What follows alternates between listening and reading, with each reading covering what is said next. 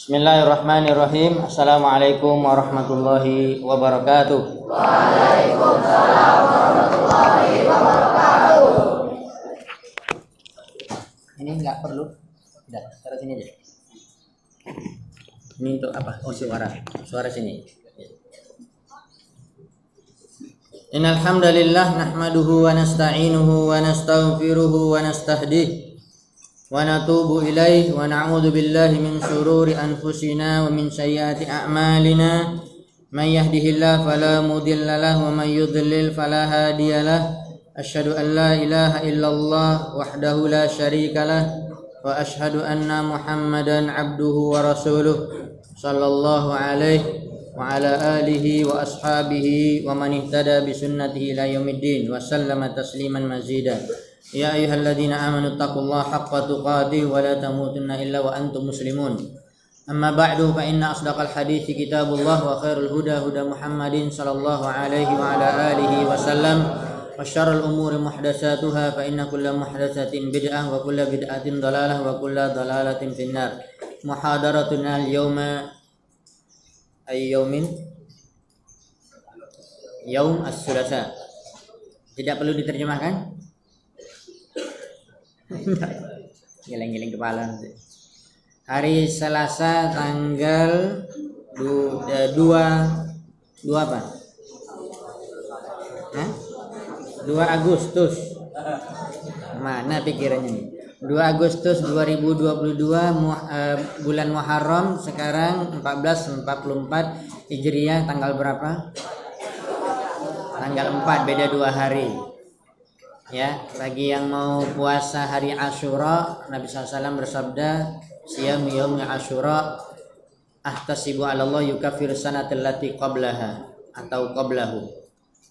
Siapa yang bisa puasa hari Asyura, Asyura dari kata-kata asyarah 10 Muharram. Tetapi Nabi SAW menginginkan kalau hidup tahun depannya, kata Nabi, beliau akan menambah tanggal 9. Berarti kata para ulama 9 dan 10 yang paling kurang minimal. Jangan puasa tanggal 10 saja karena ingin nanti mengikuti puasanya orang-orang Yahudi. Mereka juga puasa hari Asyura. Orang-orang jahiliyah juga puasa hari Asyura. Tetapi umat Islam, untuk membedakan amalan kita dengan mereka, ya, umat Muhammad, maka puasa 9 dan 10. Kalau dilihat-lihat tadi di kalender, berarti 2 hari beda, sekitar tanggal 7 Agustus itu tanggal 9 Muharram. Kemudian tanggal 8-nya adalah tanggal 10 Muharram. Silakan puasa, ini puasa sunat, tidak wajib, tapi pahalanya menghapuskan dosa setahun yang lalu. Dan dosa dihapuskan 1 tahun, dosa-dosa kecil yang sudah terkumpul selama setahun. Oleh sebab itu dihapuskan dalam puasa 2 hari. Ya, adapun dosa-dosa besar tidak akan mungkin dihapus kecuali dengan bertaubat, menyesal, meninggalkan amalan dosa tersebut, tidak mengulanginya lagi. Maka para ulama mengatakan tidak akan mungkin dosa kecil dihapus kecuali setelah kita meninggalkan dosa-dosa besar. Ini sebagai tambahan, kemudian juga tambahan untuk motivasi untuk kita semua, untuk saya pribadi. Kita masih berada pada 4 bulan haram. Dikatakan oleh Allah dalam Al-Quran, minha arba'atun hurum. Di dalam 1 tahun ada isna asyara syahrun fi kitabillah yauma khalaqas samawati wal ard, minha arba'atun hurum. 12 bulan Muharram sampai Zulhijjah. Kemudian 4 bulan ada bulan yang sangat diagungkan. Setiap orang beramal, setiap orang beribadah, pahalanya berlipat ganda lebih banyak dari bulan yang lain. Dan dia ada 4 bulan. Dan sebaliknya begitu juga, kalau kita melakukan dosa, juga dosanya lebih banyak dilipat gandakan daripada bulan yang biasa. Maka hati-hati pada 4 bulan ini, walaupun seluruh bulan di dalam setahun 12 bulan itu adalah ciptaan Allah, tidak boleh kita melakukan maksiat. Tetapi hati-hati, 4 bulan ini maksiat akan dilipat gandakan lebih besar, sebagaimana juga amalan kebaikan. Maka lakukan maksimal, perbanyak, tambah, ya, selalu amalan kita di 4 bulan ini. Siapa yang tahu 4 bulannya apa saja? Tunjuk tangan. Ya, siapa namamu? Mas Muka. Akid. Akil. Alhamdulillah kamu berakal ya. Akil itu orang berakal artinya. Jangan sampai hilang akal pula ya. Ya akil apa ada? Aina taskunu? Zulqa'dah, Zulhijjah, Muharram, Rajab. Insyaallah. Pertanyaan belum ada hadiah, nanti satu saat ada hadiah. Sabar. Ya baru mulai, baru jangan minta hadiah dulu. Ini paling ini Ustaz kasih. Ya 4 bulan. Sekarang kita berada pada bulan Muharram, masih ada, baru awal. Ya perbanyak ibadah kita. Di antara ibadah yang besar adalah menuntut ilmu agama. Ya adalah ibadah yang besar. Kita masuk kepada bahasan kita, ini perdana. Sebenarnya saya sudah diminta bulan yang lalu pada Allah Safar ya, dan juga kemarin sebelumnya ada daurah juga ya di Masjid Raudhatul Jannah dengan Syekh Asim dan Syekh Lafi, muridnya Syekh Albani. Baru bulan ini perdana kita bisa mengisi kajian. Kita mulai, jadi sistem saya ingin, metode saya dalam membahas hadis arba'in ini, pertama sekali saya bacakan hadisnya, ikuti semuanya oleh ananda sekalian. Kemudian silakan dihafal sendiri. Jadi tidak ada setoran pada kajian. Tapi nanti suatu saat mungkin saya akan bagi 5 atau 10 langsung. Setelah kajian akan ada setoran khusus yang sudah hafal. Misalnya 5 hadis pertama sudah selesai sarahnya, atau 10 hadis pertama nanti ada hadiah khusus. Apalagi nanti sampai selesai hadis 40 sudah hafal 40, lebih besar lagi hadiahnya. Ya.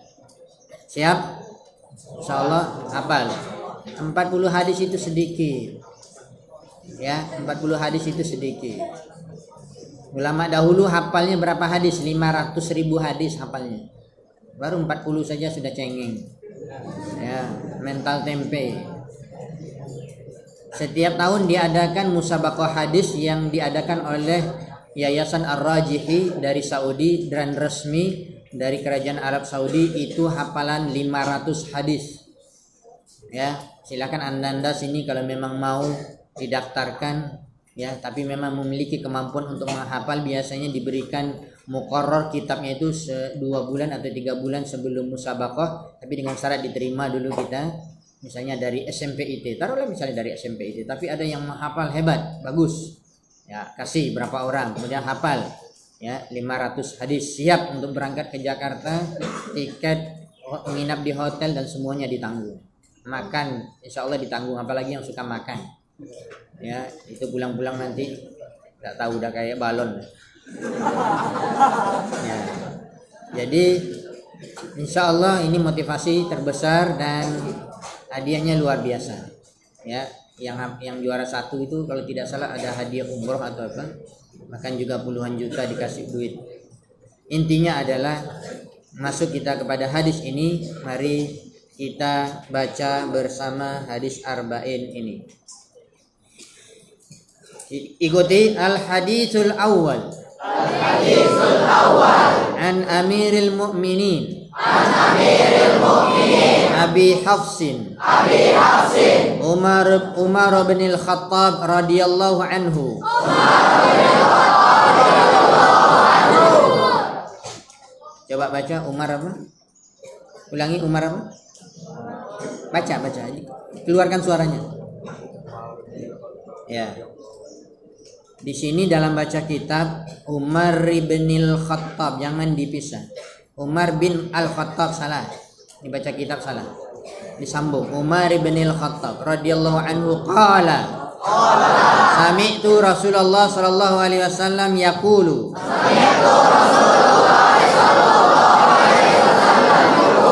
Innamal a'malu binniyat. Innama likulli imri'in ma nawa. Man kanat hijratuhu ila Allah wa rasulih. Fa hijratuhu ila Allah wa rasulih. Wa man kanat hijratuhu lidunya. yusibuha awim ro'atin yankihuha hijratuhu ila ma hajara ilaih hijratuhu ila ma hajara ilaihi. Riwayat Imam Bukhari dan Muslim. Kalau dalam hadis arba'in disebutkan panjang, tapi kita menghafal cukup kita katakan riwayat Imam Bukhari dan Muslim. Warawahu imamal muhadditsina Abu Abdullah Muhammad bin Ismail bin Ibrahim ibn al-Mughirah ibn Barzizbah al-Bukhari wa Abul Husain Imam Bukhari. Kemudian yang kedua Imam Muslim wa Abul Husain Muslim bin al-Hajjaj bin Muslim al-Qushairi an-Naisaburi fi sahihaihima alladzaini huma asahhul kutubi al-musannafati. Mulai kita masuk kepada rincian bahasan sarah hadis. Hadis yang pertama dari hadis arba'in. Kalau pengenalan mungkin membutuhkan waktu yang panjang. Intinya hadis arba'in dikatakan arba'in karena 40 dan sebenarnya di dalamnya ada 42 hadis. Ya, untuk aglabiyah yang dominan untuk orang paham bahwa ini hadis 40 hadis dari Imam An-Nawawi, ya, seorang imam Ahlus Sunnah wal Jamaah, imam besar yang memiliki kitab yang lain juga terkenal, Riyadhus Shalihin, ya, yang juga memiliki kitab tentang adab orang yang menghafal dan membaca Al-Quran, ya, adab hamalatul Quran, ya, adab tentang orang-orang yang menghafal dan membawa Al-Quran di dadanya. Ini kitab Imam Nawawi juga beliau memiliki sarah yang luar biasa, sarah Sahih Muslim, yaitu kitab, ya, Al-Minhaj sarah Imam Nawawi, Sahih Muslim sarah Imam Nawawi. Dan kitab hadis arba'in ini sebenarnya dijelaskan oleh para ulama. Banyaknya para ulama di zamannya yang mengarang kitab yang namanya hadis arba'in. Perhatikan, banyak para ulama sebelumnya atau sesudahnya mengarang kitab yang bernama hadis arba'in. Tetapi kenapa hadis arba'in Imam Nawawi terkenal dan dipelajari dan sampai sekarang dipelajari di seluruh dunia? Salah satunya penyebabnya dari pemahaman hadis ini. Nanti kita akan berikan faedahnya, yaitu keikhlasan di dalam beramal. Karena beliau mengarang kitab ini ikhlas karena Allah. Maka oleh sebab itu amalan yang ikhlas akan abadi, kekal. Maka Allah angkat kitab arba'in yang dikarang oleh Imam Nawawi melebihi daripada kitab arba'in yang lain. Pertama kali kata para ulama karena keikhlasan beliau di dalam mengarang hadis ini, dalam mengarang susunan hadis arba'in. Begitu juga dipakai, ya, karena makna yang terkandung di dalam hadis arba'in ini mencakup seluruh kesimpulan ajaran Islam, ya, seluruh atau kesimpulan seluruh ajaran Islam. Makanya orang kalau apalagi hafal hadis dan sudah masuk di kepalanya pemahamannya, insya Allah dia bisa dikatakan sudah menguasai ilmu Islam secara umum, ya, secara umum. Kemudian kita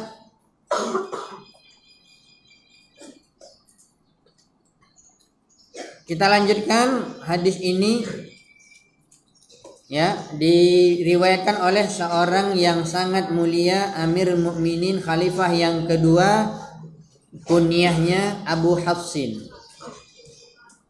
Ini bunyi bukan bunyi kipas angin kan? Oh, burung. Saya kira bunyi kipas angin, kurang minyak itu. Oh, bunyi-bunyi juga dia, ganggu nih konsentrasi saya. Ya. Gak apa-apa, burung biar aja. Asal jangan kalian yang ngomong. Ya, kalau kalian ngomong sama kalian dengan binatang, maka diam. Perhatikan ini hadis Nabi. Sedikit saya memberikan motivasi dari hadis Nabi SAW, dikatakan nadarallahu imra'an sami'a maqalati. Allah Subhanahu wa taala memberikan cahaya di wajah orang-orang yang mendengarkan perkataanku. Apa? Hadis Nabi Shallallahu Alaihi Wasallam. Maka kata para ulama, insya Allah orang-orang yang belajar hadis Nabi, insya Allah dengan niat yang ikhlas, dia akan mendapatkan cahaya di wajahnya. Kalau saya tanya lagi, kira-kira kalau kita pernah dengar, apalagi amalan yang bisa membuat wajah bercahaya? Bukan di lampu, dikasih lampu 150 watt berdiri situ. Oh, itu ada lampu namanya. Apa? Itu khusus secara umum saja. Berarti ambil sholat, bukan sholat tahajudnya, seluruh sholat. Mana lebih utama, sholat tahajud atau sholat 5 waktu? Nah, tidak akan mungkin sholat tahajud bercahaya kalian tidak, kemudian sholat 5 waktu nggak bercahaya wajah kalian, nggak mungkin. Lebih utama lagi sholat wajib. Ya, makanya nampak cahaya di wajahnya. Maka orang nggak sholat itu seputih apapun dia nggak nampak cahayanya, berkerut. Ya, cemberut saja. Makanya orang yang sholat, jaga sholat, dia akan dapat cahaya di dunia sampai di akhirat. As-salatu, nanti akan masuk juga hadis arba'in, as-salatu nur. Kata Nabi SAW, sholat itu cahaya. Ya, cahaya di dunia, cahaya di alam kubur, semuanya penuh kegelapan. Di akhirat lebih gelap lagi. Maka kita perlu cahaya yang menerangi kita. Salah satunya salat, salah satunya belajar hadis Nabi. Ketika daurah kemarin saya ikut, atau 200 peserta dari para ustadz asatijah yang pandai dan ngerti bahasa Arab dan bisa baca kitab, ya, di Masjid Raudatul Jannah, Syekh Asim, Profesor Asim dengan Syekh Lafi, dua-duanya murid Syekh Albani, dan beliau juga memberikan hadis ini tentang faedah bagaimana orang, ya, keutamaan yang besar mempelajari hadis Nabi. Dalam pelajari hadis Nabi, mau Sahih Bukhari, mau Muslim, mau Riyadus Shalihin, itu kan kita hadis, mau hadis arba'in masuk semua. Yang jelas intinya belajar hadis Nabi. Dan beliau mengatakan, subhanallah, ini tidak dibuat-buat kata beliau. Saya melihat gurunya siapa? Syekh Muhammad Nasruddin Albani, ulama besar ahli hadis. Ustaz tidak pernah ketemu. Dulu kuliah di Madinah, kuliah di Lipia 92-94, 2 tahun, 94 sampai tahun 2000 di Madinah. Di fakultas hadis, ngambil jurusan hadis. Ya, kita belajar pagi sampai dekat zuhur, setiap hari 2 hari yang libur. Ya, kecuali libur panjang. Kemudian nanti juga malam alhamdulillah diberikan kesempatan oleh Allah menggerakkan hati kita. Kita dapat juga hadir di majelis atau halaqah Syekh Abdul Muhsin Abbad, ayahnya Syekh Abdul Razak. Beliau sekarang masih hidup tapi sudah sakit-sakitan dan masih tetap mengisi halaqah hadis di Masjid Nabawi sampai sekarang. Ya, Ustaz dulu belajar dengan beliau setiap malam dari maghrib sampai isya, ya, dengan tanya jawab, kecuali 2 malam libur, ya, itu di Masjid Nabawi setiap malam. Ya, dapat belajar Sunan Nasa'i dengan Sunan Abu Daud, tapi tidak semua.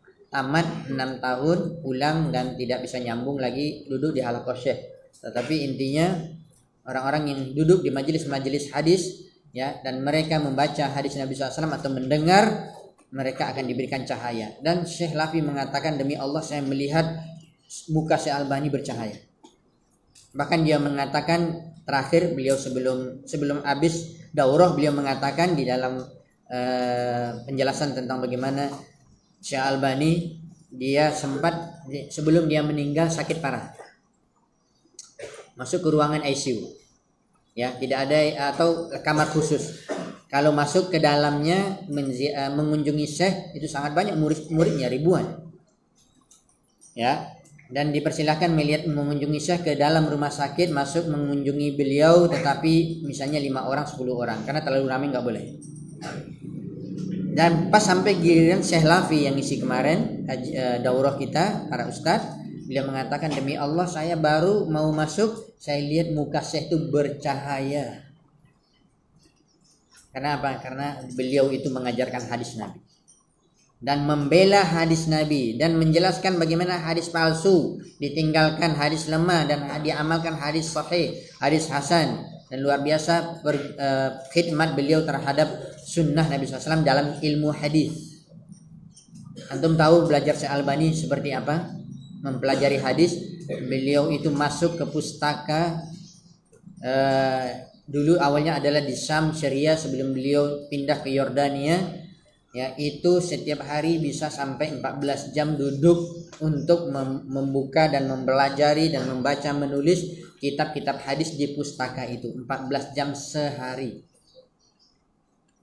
Kalau Ustadz dulu ketika di Lipia ikut halaqah Ustadz Hakim juga sebelum ke Madinah, Ustadz Abdul Abdad belajar Sahih Bukhari itu hari Sabtu pas hari libur dari pagi jam 8 mulai jam 11 selesai setiap Sabtu. Halaqah Sahih Bukhari. Ya, itu juga Ustadz di Lipia ada pustaka Lipia, beliau itu masuk setiap hari di pustaka Lipia itu bisa dikatakan baru buka pintu kunci pustaka itu dia yang masuk pertama. Ustadz Abdul Hakim Abdad. Kemudian dia langsung duduk membahas kitab-kitab hadis, ya, dan juga termasuk dia mempelajari. Misalnya ini selalu saya sampaikan, beliau kalau ingin menyampaikan Sahih Bukhari pada Sabtu depan itu sudah beliau bahas selama 1 minggu. Ambil faedahnya, baca dulu apa artinya, faedahnya, bagaimana syarahnya, udah luar biasa. Kemudian pas hari hanya baru beliau siap dengan ilmu dan syarah yang lengkap. Ini namanya persiapan. Dan saya menasihati seluruh guru yang mengajar dimanapun, mau pesantren, mau SD, mau SMP, mau kuliah, Anda akan menjadi guru yang bagus dan bagus menjelaskan ketika Anda memiliki persiapan membaca dulu dan memahami apa yang Anda akan ajarkan. Jangan masuk langsung tidak ada persiapan. Oh, pelajaran apa ini? Langsung masuk buka. Kita kadang-kadang nggak paham. Kita ngajarkan anak murid kita tapi nggak paham. Maka persiapkan diri kita. Apa yang mau dipelajari besok paling kurang antum sudah baca malam ini. Ini guru, baru guru yang bagus. Ya, sudah menguasai bahan. Jangan mendadak-dadak masuk. Enggak akan bagus hasilnya. Ya, ini pelajaran untuk kita. Lihat para ulama, bagaimana mereka. Ya, Ustaz Abdul Hakim Abdad tuh paling kurang sehari 5 jam. Ana ingat ketika ana ini lebar enggak apa-apa ya syarahnya, tapi faedah insyaallah banyak. Kalau menonton saja hadis nanti ya. Jadi ketika kami para asatizah juga, saya alhamdulillah diundang setiap tahun sebelum pandemi daurah di Batu Malang, dulu di Jawa Timur. Ya, Jawa Timur juga. Dulu di Trawas, sekarang pindah agak jauh lagi di ujung Jawa, Malang. Ini sudah ada undangannya datang ini. Kalau tidak salah mulainya tanggal 7 Agustus atau sampai tanggal berapa, tapi qadarullah mungkin belum sampai undangan ke saya. Ya, itu undangan para syekh dari Saudi atau dari Yordania, muridnya Syalbani diundang untuk mengisi materi selama 7 hari. 7 hari atau 6 hari itu kita belajar pagi siang malam, pagi siang malam. Mulai dari sholat subuh, nanti mulai dari setelah makan pagi, kemudian lanjut, kemudian istirahat, ada breaknya paling setengah jam, masuk lagi sampai zuhur, nanti sholat zuhur, makan siang, kemudian istirahat, sambung lagi asar, kemudian ada breaknya, kemudian lagi nyambung, ya, tidak ada istirahat lagi sampai maghrib, sholat maghrib, kemudian setelah maghrib nyambung lagi, setelah isya nyambung sampai setengah 9 setiap hari selama 6 hari. Itu daurah kita di Jawa, belajar kitab tuntas, berapa syekh, 3 kitab. Capek menuntut ilmu, iya, apalagi udah umur kayak saya. Siapa yang tahu berapa umur saya? Nah, kamu bilang saya 55, saya muda ini. 55 masih gagah. Kamu dadah. Udah. Kamu pemain pulsa? Enggak, janganlah main dengan saya, nanti kamu kalah. Kalau kamu pemain futsal dengan saya nanti kalah, enggak usah. Udah, umur saya 48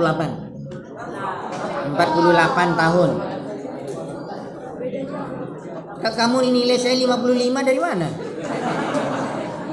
Kayak gini saya muda, masih segar 55. Masya Allah 18 terlalu.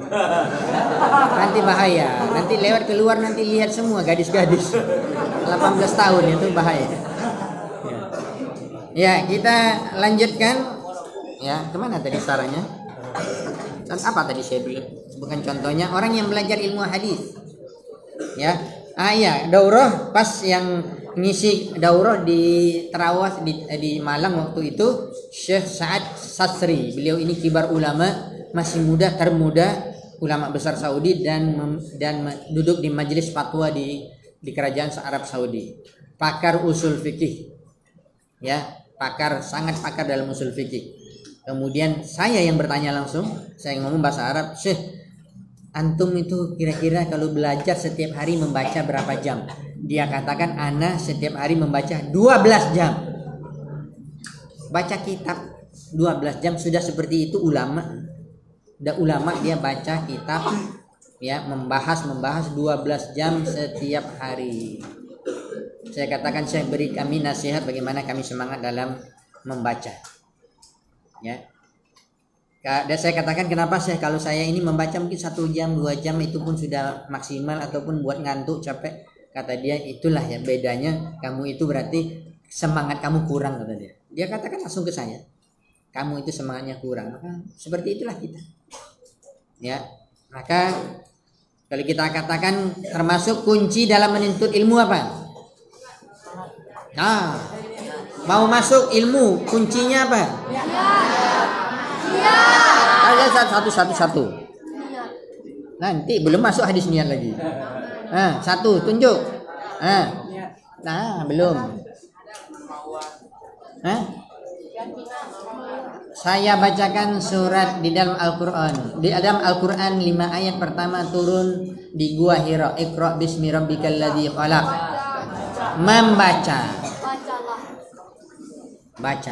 Membaca itu kunci ilmu. Makanya orang malas membaca, sedikit ilmunya. Sudah LC, MA, doktor, profesor, tutup buku. Ini enggak berilmu dia ini. Apalagi belum S1.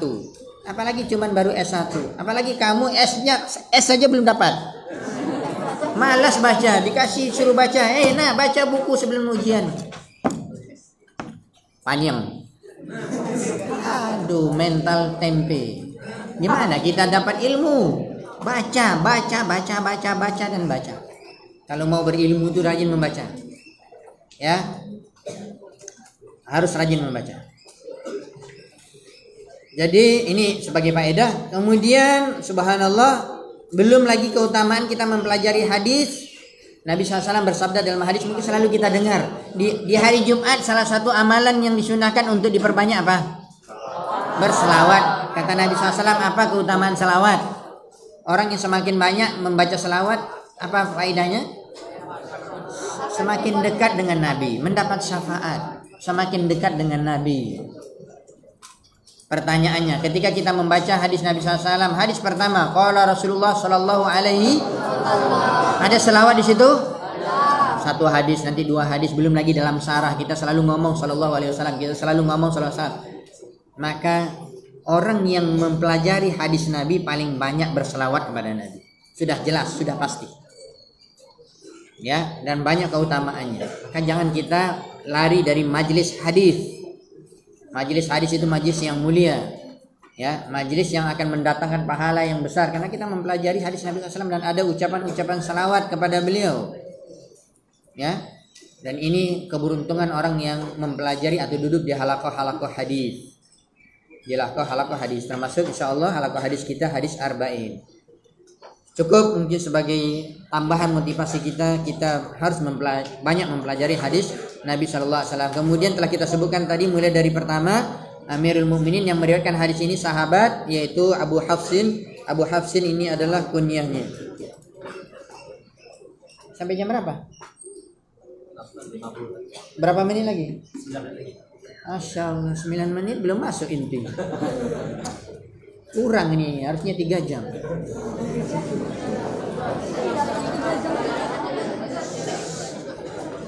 Baru bilang 3 jam udah keok. Mental tempe. Masih mendingan tempe asli bisa dimakan. Ya, Amir Mukminin Abu Hafsin Umar bin Al-Khattab. Abu Hafsin kunyah.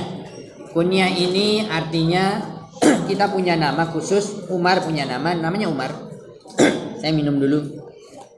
Agak tersangkut. Hah? Belum lagi, bukan bismillah fi awali wa akhiri, belum masuk. Bismillah. Gimana sih kamu ngajar saya? Ya, kalau ngajar orang tuh berilmu, kalau enggak kamu kena ska. Alhamdulillah, bersyukur pada Allah dapat nikmat. Kalau misalnya kita Abu Hafsin itu artinya bapak Hafs anaknya atau Hafsah. Pertanyaannya apakah mesti orang itu dia misalnya menikah dulu atau dia punya anak dulu baru dia ada kunyahnya? Ya misalnya Pak Dodi anaknya Abdullah, maka saya Abu Abdillah kata dia. Kata para ulama tidak mesti harus punya anak. Kunyah ini adalah merupakan kebiasaan sahabat dan ulama salaf terdahulu ada kunyah. Nama kamu siapa? Nama saya Ali. Kunyahnya apa? Abu Ayat, Abu Aliyah misalnya. Ya. Ini sedikit nih. Kira-kira ada yang tahu enggak nak kunyah Ali bin Abi Thalib kunyahnya apa? Itu namanya. Nama itu Ali. Kunyah itu artinya yang ada di depannya kalau laki-laki Abu, kalau perempuan Ummu. Sebelahnya baru nama. Ali bin Abi Thalib kunyahnya Abu apa? Dah kalau enggak tahu jangan ngomong. Abu Turab. Bapak tanah. Apa sejarahnya? Nanti ini. Masalahnya kalau kita bahas melebar ini hadisnya belum masuk. 9 menit lagi kayaknya 7 menit lagi. Umar bin Khattab radhiyallahu anhu adalah seorang khalifah yang Rasulullah SAW telah, perhatikan diam, kalau kalian berbicara sama dengan burung yang di luar itu. Diam. Mau apa? Mau angkat tangan kenapa? Mau permisi? Enggak boleh. Mau kemana? Ada diam. Enggak ada, kalau enggak ditanya pertanyaan jangan nunjuk tangan. Kecuali Ustaz bilang jawab baru tunjuk tangan. Ya. Umar bin Khattab radhiyallahu anhu adalah seorang khalifah, manusia yang terbaik setelah para nabi dan rasul. Setelah Abu Bakar itu Umar bin Khattab, dan dia dikatakan masuk surga. Baru dia masih hidup dikatakan oleh Nabi kamu masuk surga. Luar biasa. Kalau kita masih hidup banyak beramal nggak tentu masuk surga. Itu hebatnya para sahabat. Apalagi Abu Bakar, Umar, Utsman, Ali ini sudah pasti yang terbaik dari manusia. Apalagi kita membaca kisah Umar bin Khattab yang luar biasa. Umar bin Khattab itu di satu riwayat dikatakan kurang tingginya hampir 2 meter. Badannya kekar, kuat. Makanya kalau Umar mengajak orang bergulat, istilahnya bela diri, tanding, fighting, nggak ada yang bisa mengalahkannya. Ya. Di sini ada yang ahli bela diri enggak? Ada. Boleh fighting dengan saya. Cari waktu khusus jam berapa? Karena saya belajar di Jakarta di Padepokan Kungfu 2 tahun, di Madinah 6 tahun, dan sudah sering fighting. Silakan siapa yang mau coba tentukan waktunya. Nah saya pernah juga melatih bela diri di pesantren. Udah, nggak perlu. Intinya Umar bin Khattab radhiyallahu anhu adalah seorang yang kuat, hebat, dan memang termasuk yang paling benci kepada Nabi dan ajaran Islam, tetapi mendapatkan doa dari Rasulullah SAW sehingga Rasulullah SAW mengatakan, ya Allah kuatkanlah Islam ini dengan satu di antara 2 Umar. Yang pertama sekali Umar yaitu yang dikatakan yaitu Abu Jahal, yang kemudian yang kedua Umar bin Khattab. Maka Allah memberikan hidayah kepada siapa? Betul, kalau salah nanti tolong tegur. Betul Abu Jahal? Siapa? Enggak, maksudnya yang 2 itu dikatakan di antara 2 Umar kata Nabi. Salah satu di antara 2 Umar berikan hidayah di antara 2 ini, tidak dua-dua. Dan Allah memberikan hidayah kepada Umar bin Khattab. Dan setelah Umar bin Khattab masuk Islam, itu orang pada takut semua. Dulu orang semena-mena mengazab sahabat, mencaci Nabi, tapi setelah beliau menjadi sahabat, orang takut. Apalagi kalau diajak gulat. Ya. Beliau luar biasa kekuatannya. Intinya adalah ini adalah riwayat dari Amirul Mukminin Umar bin Khattab radhiyallahu anhu.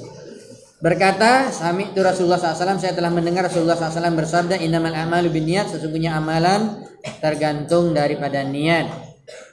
Ya, amalan itu tergantung daripada niat. Mungkin untuk sampai kita kepada faedah, silakan tulis beberapa faedah dulu dalam hadis pertama ini. Pertama, kuat kaki kamu. Kalau tidak kuat nanti latihan dengan Ustaz biar kuat, biar kayak besi. Ya. Faedah yang pertama, hadis menunjukkan syarat niat di seluruh amalan. Maaf. Niat merupakan syarat untuk seluruh amalan. Kita kasihkan poin-poin ringkas saja dulu. Yang kedua, niat merupakan syarat seluruh amalan. Yang kedua, dari hadis ini juga pengaruh niat itu dalam amalan manusia bertingkat-tingkat. Pengaruh apa? Pengaruh niat di dalam amalan manusia itu bertingkat-tingkat. Lambat kalian nulis mah. Ustaz dulu kuliah di Madinah, di Libya itu ngomong bahasa Arab lagi dosennya. Kita gini ya. Bahasa Arab yang ditulis, kalian bahasa Indonesia pun lambe. Ketiga, keutamaan hijrah karena Allah dan Rasulnya. Keutamaan hijrah karena Allah dan Rasulnya. Masih ada faedah yang lain banyak. Kita cukupkan dulu ya. Yang intinya saya ingin menyampaikan sedikit terakhir ya. Amalan itu tergantung dengan niat. Innamal a'malu binniyat. Berarti niat itu merupakan sesuatu yang mesti ada pada setiap amalan. Kemudian wa innamal likulli imri'in ma nawa, itu dia hasil daripada niat itu tergantung niat. Hasil daripada yang kita dapatkan daripada amalan itu tergantung dengan niat. Sampai Imam Syafi'i mengatakan di dalam perkataan beliau ya, hadis tentang niat ini masuk di 70 bab dalam masalah fikih. Masuk dalam 70 bab dalam masalah fikih. Memakai hadis innamal a'malu binniyat saja bisa masuk 70 bab dalam masalah fikih. Bahkan beliau mengatakan masuk sulusul ilmi. Kalau dikatakan ilmu Islam ini dibagi 3, maka sepertiga ilmu Islam ada dalam niat. Luar biasanya hadis innamal a'malu binniyat. Maka kita harus belajar memang hadis ini. Kita tuntaskan insyaallah dalam syarah pada pertemuan yang akan datang. Ya, pertemuan yang akan datang insyaallah. Masih banyak faedah hadis dengan contoh-contohnya nanti, termasuk yang kalian hadapi sekarang dalam menuntut ilmu. Ustadz akan memberikan contoh untuk kalian lebih banyak. Tapi waktu kita habis, nggak bisa tanya jawab lagi. 3 menit itu baru ngomong dia pertanyaan, saya jawab bisa 10 menit. Ada yang mau bertanya? Satu saja, tunjuk tangan. Pertanyaannya berbobot, tidak curhat, padat, singkat, bertanya. Jangan buat-buat pertanyaan yang buat orang ketawa. Jangan belagak, supaya saya dikatakan orang yang rajin bertanya. Masuk niat lagi, ya ada ikhlas berarti. Hati-hati. Tunjuk betul-betul kita ingin bertanya ilmu. Silakan tunjuk tangan.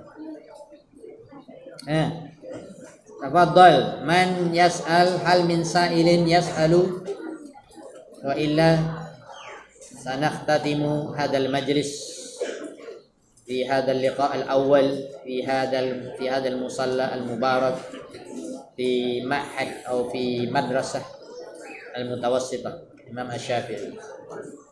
Naam, al-mukassafah. Hal min su'al? La.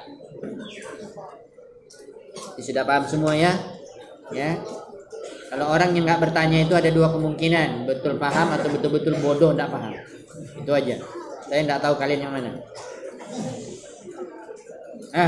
Dah, baiklah, karena waktu kita habis. Sebenarnya tadi sudah dipangkas. Kalau saya dikasih waktu tadi mengisi berapa? 7. Kalau di jadwal 7.50 kan, tapi kita mulai jam 8 lebih tadi. Sebenarnya terpangkas.